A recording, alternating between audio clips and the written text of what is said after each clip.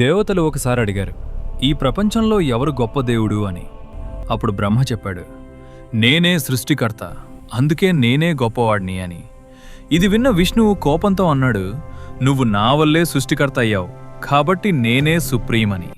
ఇలా ఇద్దరి మధ్య వాదన పెరుగుతుండగా అకస్మాత్తుగా ఒక భారీ జ్యోతి స్తంభం వారి మధ్య ప్రత్యక్షమైంది. ఆ జ్యోతి నుండి శివుడు వెలుగులోకి వచ్చాడు. కాని బ్రహ్మ అహంకారంతో శివుణ్ణి గౌరవించకుండా మాట్లాడాడు. నువ్వు నా నుండి పుట్టావు అని అన్నాడు. ఇది విని శివుడు కోపంతో ఉగ్ర రూపం దాల్చాడు.